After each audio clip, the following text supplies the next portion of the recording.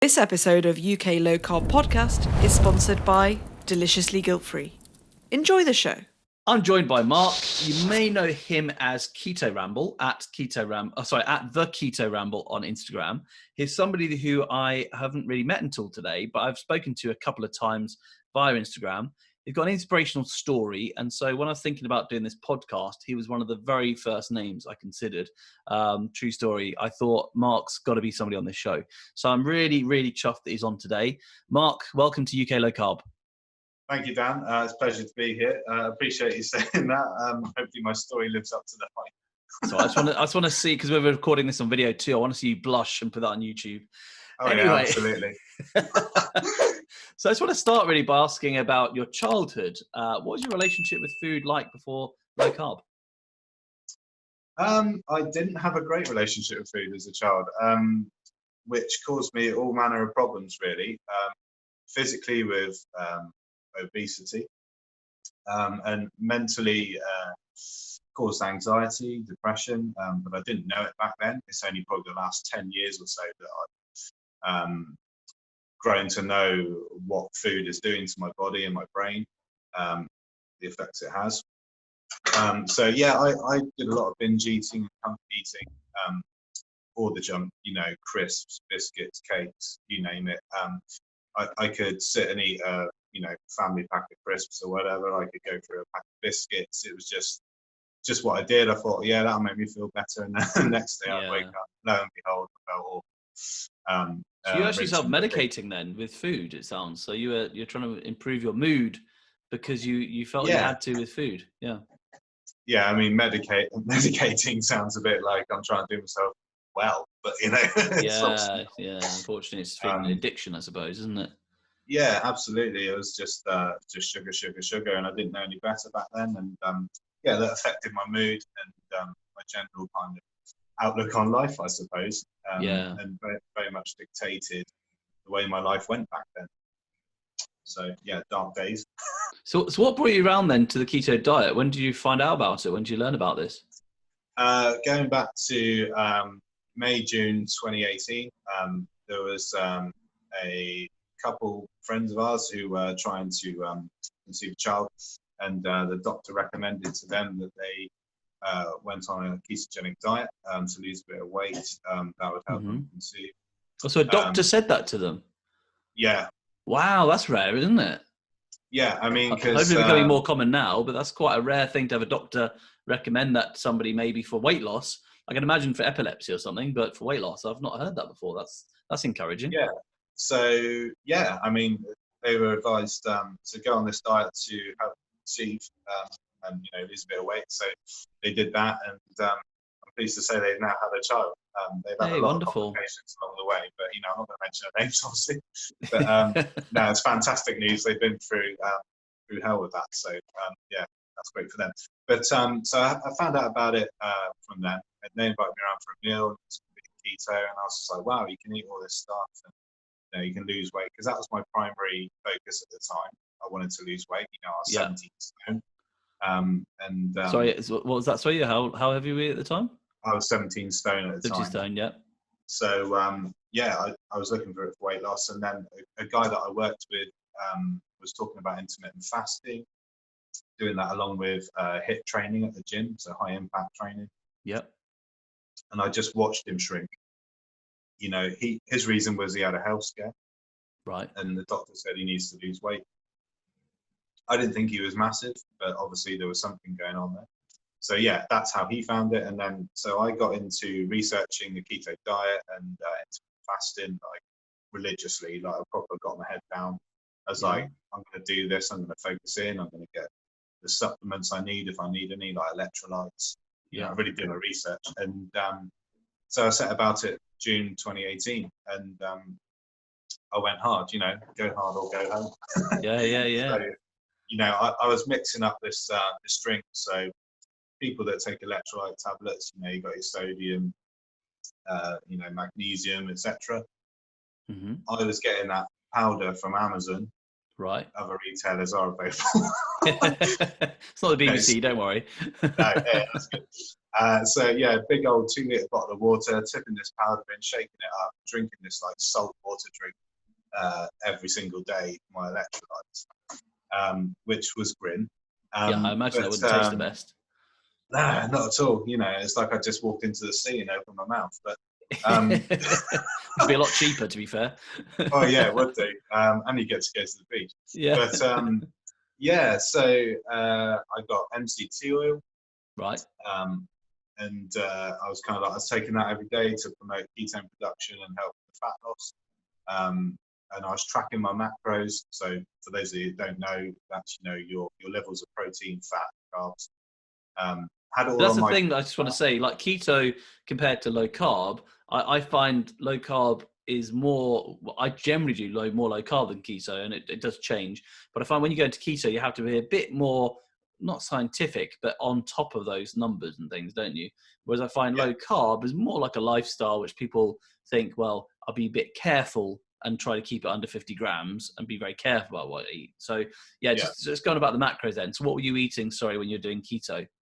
So yeah, I was doing strict keto. So I was keeping my carbs to 20 grams ish a day, which is not a lot. But once you know what foods you can and can't eat, or choose to eat, we say, let's not put can and can't in there. It's restricted. Yeah.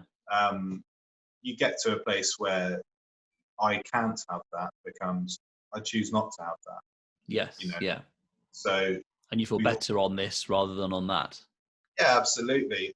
You know, so in an office environment, for example, you know, the cakes are going around. It's like, oh, you're not going to have the cake. It's like, no, thank you. It's like, oh, yeah, you can have that. Oh, no, it's not that. It's that I'm choosing not to have it because I know how it makes me feel. Yes, yeah, exactly. Because I know I would fall asleep at my desk about an hour after. Yeah, and it's funny, isn't it? When you work somewhere and everyone's chowing down on either a big carby lunch or they're chowing down on like sugar snacks, and then by 3 o'clock in the afternoon, everyone's really lethargic, and you're standing there bursting with energy. And the other thing is as well, I just want to come back to intermittent fasting because I want to kind of get a picture of what sort of things you were eating and what your intermittent fasting was. But what I find really strange is when you're intermittent fasting, and I generally do now, I kind of will eat maybe 5 in the afternoon and then maybe the next day about midday. And then I find that works really well for me. And I you know, 9, 10 o'clock, 11 o'clock in the morning, I'm not even hungry most days. And if I was, I'd eat something, obviously, but generally I'm not at all. But somebody who's had breakfast 2 hours previously is telling me how they're starving. And I think, wow, it literally is your hormonal change by eating carbohydrate. If you just gave them up, you wouldn't feel miserable and hungry and feel like you've got to replace them with more carbs. And I don't know, have you come across that? Yeah, absolutely. You know, we're all told that breakfast is the most important meal of the day. Wrong. Yeah. I guess in a way it is, but it doesn't have to be in the morning. You know, you break your fast whenever. That's the way I look at it. You know, you break your fast at 3 in the afternoon if you like, or after 48 hours. Doesn't matter, as long as you've given your body a chance just to recover and not have to digest food continuously all the time. Yeah, I think a lot of people will perhaps eat a bowl of cereal, say, in the morning before they go off to work. You know, it's quite a classic thing, but the amount of sugar quite often that's in a bowl of cereal is just going to make you crash out, spike your insulin, and you know you'll be all over the place. Yeah. So for me, I tend to have a black coffee in the mornings. Yep. And like yourself, I don't feel hungry anymore in the mornings. The only time I do is if perhaps I've been to the gym the night before and completely overdone it and just need something to replenish a little bit.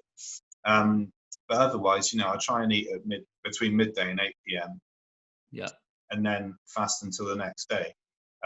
So, you know, that helps with fat loss, but also, you know, after you get sort of 12, 16 hours, it will start breaking down dead cells in your body. Yeah. And, you know, there's more health benefits to go along with it. I don't want to kind of get sciencey about it. But you felt certainly from a personal point of view, a lot happier and healthier for doing that. Oh, fantastic. Yeah. I mean, I remember when I first experienced ketosis. So, you know, your body running on fat fuel. And I was getting up at sort of 5 a.m. in the morning and I was ready to go. I was pumped up. I was completely motivated to get everything done. And whereas before I was sluggish, like, oh, you know, alarm clock's going off, snooze, snooze, snooze. You know, we've all been there, but I wasn't ready. Yeah, Like, yeah. I was half asleep. So yeah, now I'm up and at 'em, and I have more productive days. You know, my head is clearer. And you know, you mentioned the classic big carby lunch. So I was going to the sandwich shop over the road. I'd get a massive great sub roll, I'd have a Yeah, bag I've of done crisps that. and a bit Yeah. of cake. And then lo and behold, 2 o'clock in the afternoon, out for the count. You know what? There was a So really good, amazing baguette place near where I used to work. And I used to go there only because, and I look back and I laugh at this now, only because they used to have this amazing counter with big pieces of meat, roasted meat. And you'd literally say, like, I want that one and some crackling or whatever. I didn't want the bread, really, if I think back on it. I was literally there to eat the meat. And so I sort of think back in hindsight, what an amazing idea for like a cafe or something. We can literally go in and just have some roasted, I don't know, chicken and a bit of beef and lamb. Just put it in a box and eat it. I'd happily do that, you know, and the bread was just there because I thought that's the bit you have to eat with lunch. But now in hindsight, it's only the meat I really wanted, which is the best that is tasting bit it. anyway. Yeah, absolutely. Have they gone out of business now? You stopped going? They did. I basically gave up, and I haven't seen him around. I don't know what happened. Oh, yeah, I can see what's happened there. I feel But, guilty. yeah, sometimes I do think actually that sandwiches, like bread, is literally just something to hold your food, isn't it? Yeah. And the norm that you have to have a sandwich, I mean, the sandwich is a few hundred years old. I mean, people in the past have eaten all sorts of foods, and yet it's now this standard. You go to a shop, you get a sandwich. Probably a lot of people get a packet of crisps. You know, they'll get a fruit juice thinking of being healthy, and then they wonder why they're feeling rough or tired in the afternoon, and they think it's because they've been working hard. It's not that at all, you know. So I just want to ask then, in that case, what sort of things do you normally eat around meal times? Okay, so snacky stuff. So, you know, if you found yourself hungry mid-morning, you know, it's quite a common thing for many people. Yeah. I'd have sort of bag of nuts in the drawer, so we could have like almonds, peanuts.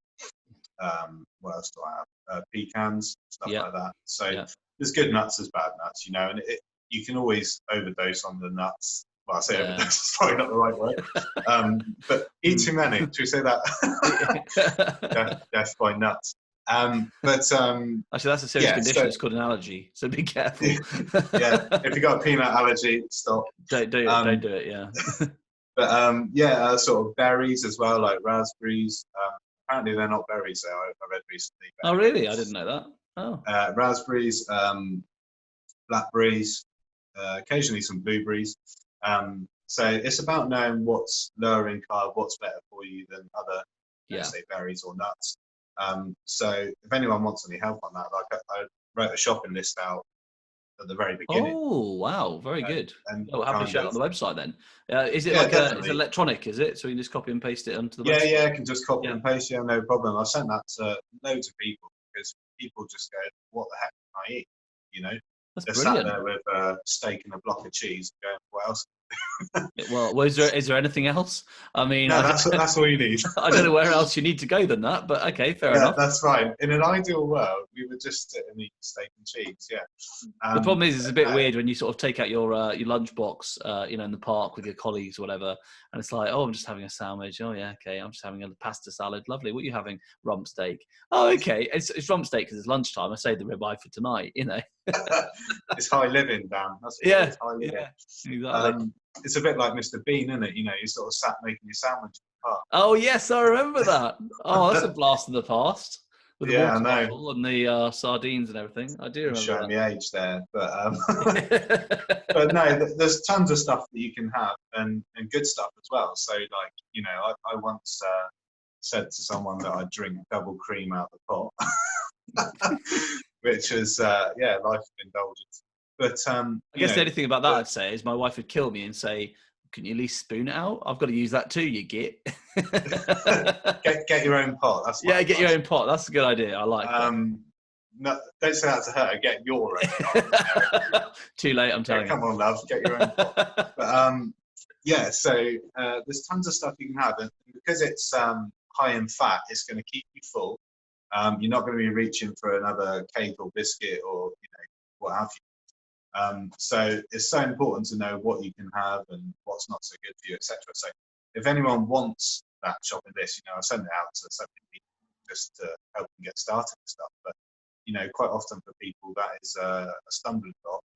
They know people ask me like randomly, "Oh, can I have this? Can I have that?" It's like, yes, no, whatever. But here's a list of the best nuts you can get or the best low carb veg you can get. So start for there those and get people, used to it and used to cooking. yeah, Those definitely. foods, maybe, yeah.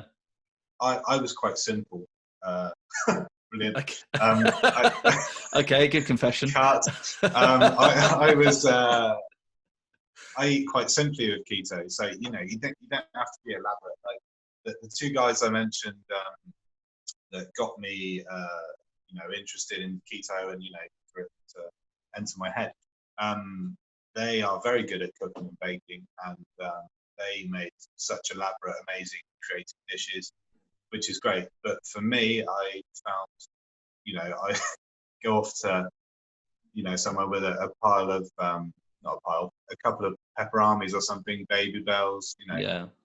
snacky stuff or whatever. And I once got asked, "Why have you got a jar of mayonnaise on your desk at lunchtime?" It's like, well, I'm just using what I need, and then put it back in the fridge at work.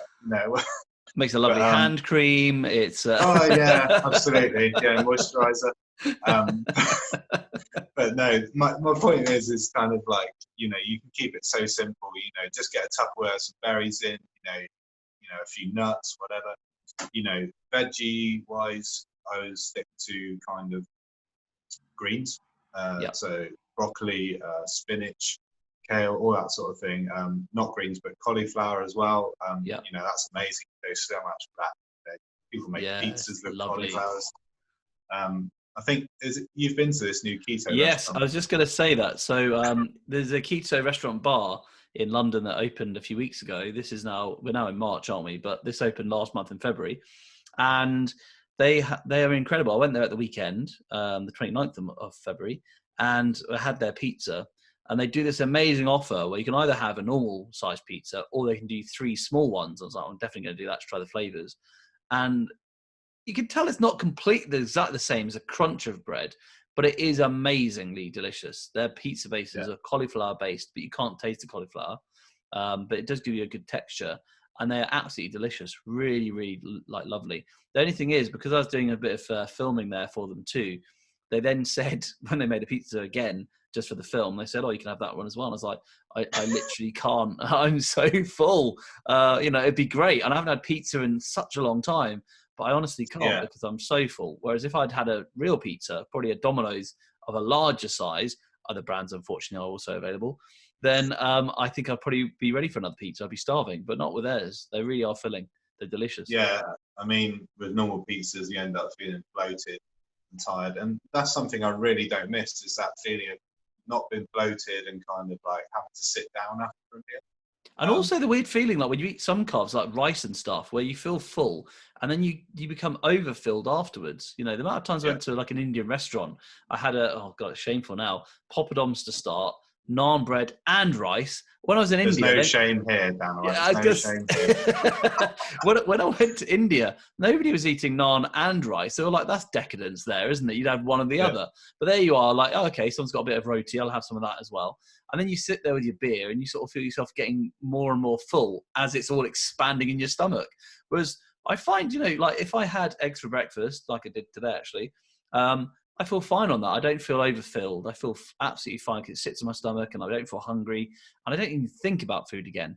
Whereas if I get that sort of stuffed feeling, oh, it's horrible. You feel so uncomfortable. I think carbs more likely do that for you. Yeah, definitely. And like bloated and tiredness. But, one thing that has been incredible through being in ketosis is the energy, the focus, the mental clarity. Like, that is unbelievable. Like, ketones are 35% more efficient fuel source than glucose. Wow. So we're getting more oxygen to the brain, the muscles, you know, you're getting How many more. athletes need to hear that and they're still on Well, yeah, glucose? definitely. You know, it's getting out there slowly but surely, like things like Tour de France teams and stuff like Tyson that. Fury, Tyson Fury, of Tyson course, Fury. Yeah, he's done keto. Yeah, yeah, he was in the press recently, wasn't he? And yeah, I saw the before and after pictures of that. But word is getting out there slowly but surely, that food is medicine. yeah. And Which but yeah, bizarrely, that's a quote from Hippocrates. So isn't it interesting? This is what I mean. You always think that as you go through, like, you know, that we have progress as we go through time. And I find it interesting. We've moved away from this to something else. And now we're having to go back and say, actually, you know what, guys, it's okay to say we got it wrong. Let's go back to what they understood in the past, that actually let food be thy medicine, he said. You know, your food is more important in terms of your health than probably your exercise or anything else. that is a massive quote. I feel like we've gone highbrow. Sorry. Next on Radio 4, we have Mark Jackson. Actually, Mark, I just want to talk about two things. Firstly, your weight loss is not just like you lost some weight.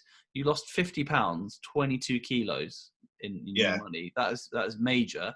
But then also the second thing I'd like to ask you about was the impact and the benefits it had in other parts of your health as well. Yeah. So touched on kind of mental health stuff early on in the podcast, and the mental benefits far outweighed the physical for me. Right. Because I was someone who was struggling with anxiety, depression, low mood, and you know that would stop me from living life in, you know, general terms. But Yeah. you know, I would isolate myself from things. I wouldn't go to things with large groups. My decision making would be terrible, and so cloudy in my head, you know. So Right. a couple of examples on that would be, you know, I was playing football. I used to play league football every Saturday, and my head would be so clouded with, like, should I do this, should I do that, decisions when I had the ball, that Right. invariably I would cock it up, you know, for want of a Right. better word. So almost like you're And trying to choose the right choice, and that fear of getting it wrong made yeah, you get it wrong. absolutely. Yeah. Takeaway was another thing. Like, I could talk myself in and out of everything, literally, so bad. So Yeah. did somebody say just eat? Yes, they did. I got the app right, so I'm going in there and I'm like, oh, should I have Indian, should I have Chinese, what have you? Yeah. And then like an hour later, I'll be like, oh, I'm not even hungry and not even order anything. Really? So Right. that's the kind of mental kind of torture I was going through. Anyway, fast forward like 10 years. I was on antidepressants, by the way, as well. It's worth noting that, for about 10 years. Okay. And so now, doing not as strict as I was keto, you know, because I drink pure therapeutic ketones now to keep me in ketosis, which means that I don't necessarily have to be as strict with my diet. You know, if I want some carbs, I can have them, but quite often I choose not to because I know what it does to me. But Okay. these, yeah, sorry, you're going to say something? No, I was just going to ask what they are. Sorry, therapeutic ketones, because I don't do that myself. So I would like to learn more, and maybe some people, you know, in particular, have heard about them or not, and they'd probably want to know more about them too. Sure. Okay. Yeah, so I'll try and keep it simple. I mean, the ketones are created by our liver when we burn fat, metabolize fat. So it's now possible, thanks to the wonders of modern technology, science, etc., to drink the same ketones that your liver naturally produces. Right. So, as I pointed out just earlier, ketones are a 35% more efficient fuel source. Yeah. They can coexist with carbs, glucose. So, you know, what we're seeing, you know, with, like I said, the Tour de France team and stuff, is that, you know, they can dual fuel basically, you know, ketones and carbs for the race. Wow. But all it is flavored powder, tip it into water, shake it up, drink it, guaranteed ketosis within an hour. You know, that's backed by science and doctors. So you can get a urine test, you can get a blood test.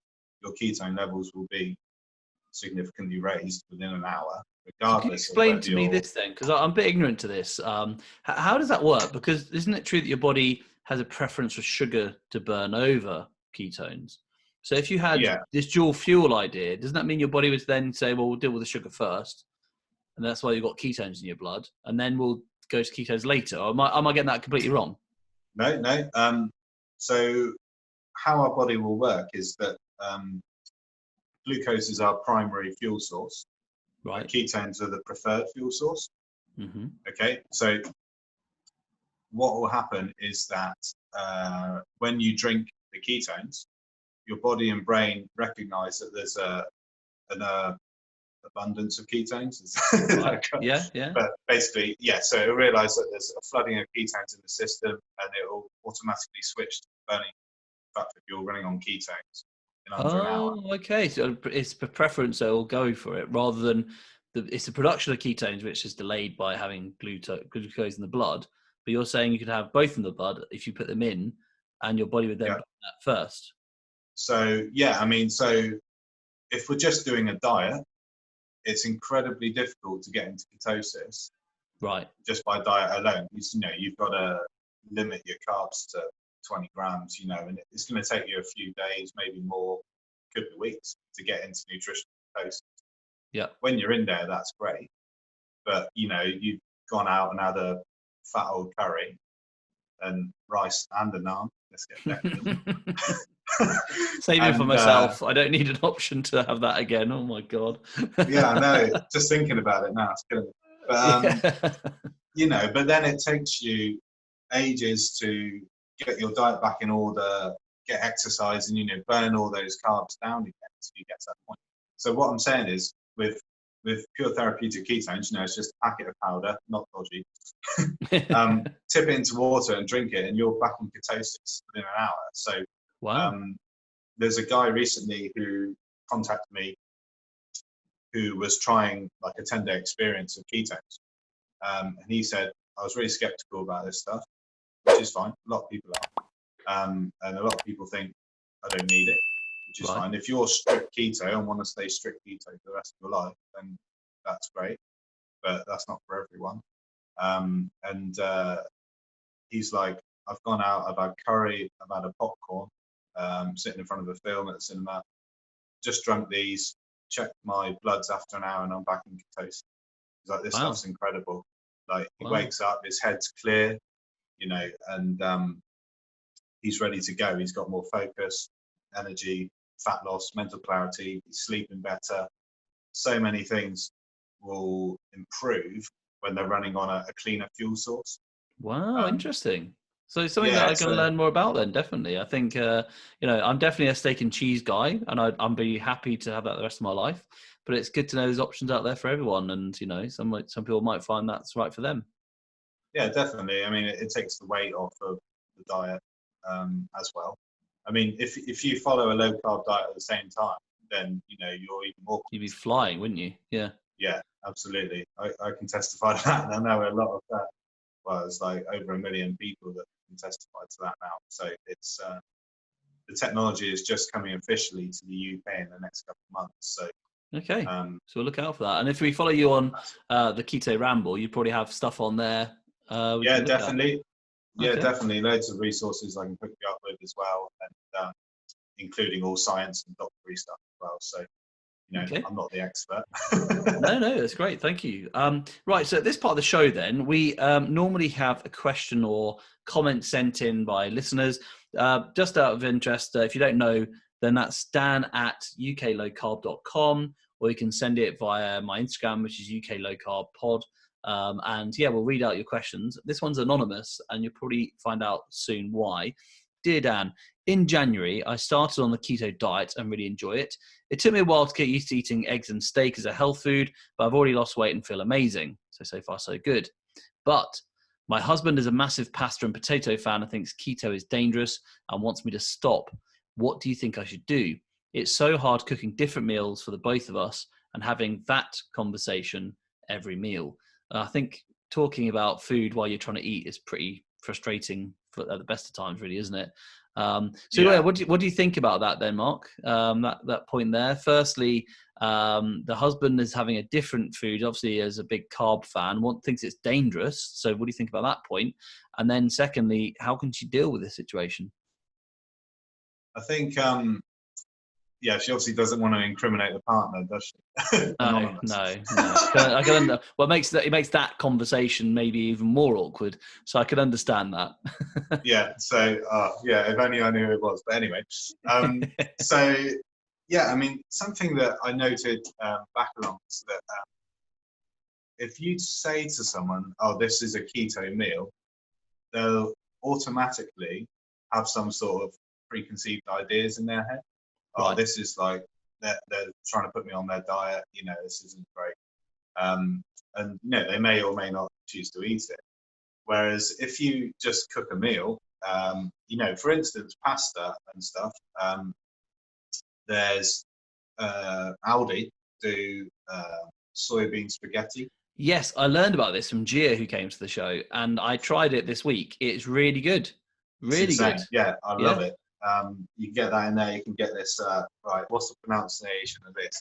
Edamame? I don't know. But they do that fettuccine. So that's low carb as well, and they do Okay. black bean spaghetti. So straight away for pasta, there's 3 alternatives you can try them on.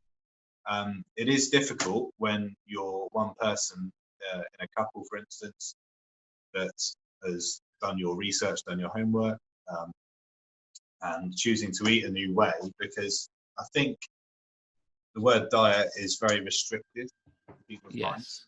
And if your partner thinks, oh yeah, you're on some sort of crazy diet, you know, particularly if he thinks it's bad for you, you know, there's so many resources we can put in front of him, whoever he is, but you know, to dispel those rumors. But the truth of the matter is that our bodies are better running on fat for fuel than they are carbohydrates. And I guess her following this will show that to him in her journey over time, won't it? You know, he'll see the difference.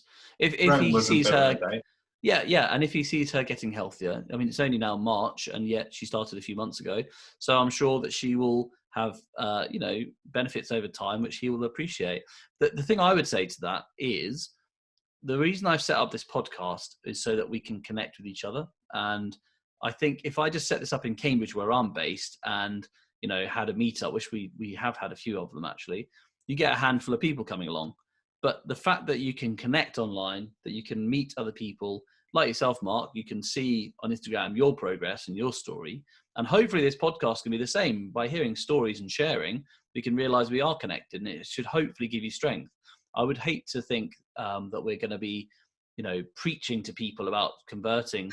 I think it's better to connect with others and realize that, you know, the truth's on our side. And then hopefully by our influence, by our example, we can help other people make that change if they want to. And I think that's the thing. It should always be a free choice, based on like exactly like your story, actually, based on friends who have gone through the experience. They've changed their life, and look at the success that they've had. Yeah, it is difficult. I mean, not to get on your soapbox and stuff. It's kind of like when you find this kind of truth that, you know, lowering your carbohydrates, you know, cutting that sugar down out of your diet has incredible benefits for your body and your brain. Yeah. You think on a higher level, like your head is clear, The you've got fogginess more energy. goes. Yeah, and you just have more motivation, you have creativity, because, you know, there's more oxygen provided to the front of your brain, like the frontal lobe. So that, you know, joy and creativity and things like that are heightened there as well. So that was a bit sciencey, wasn't it, actually? I like that too, though. And I think, you know what, the more I go into this, the more I learn, and it is a journey. It's not like you have to start ketosis and understand all the science. You might do ketosis, you might do low carb and never understand the science, but at least you feel great. And that, I think, is the positive message. I just want to say thank you, Mark, for today. Really enjoyed our conversation. Will you come back on the show in the future, do you think? Always, yeah. Lovely. Always welcome. I thought I'd ask you while we're recording, because then you can't say no. Yeah, that's a bit awkward.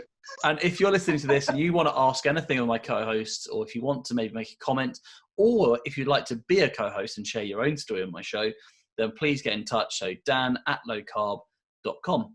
Lovely. Cheers, Mark. Have a lovely rest of your day, and I'll see you very soon. It's been a pleasure. Thank you. Cheers. Bye. Bye.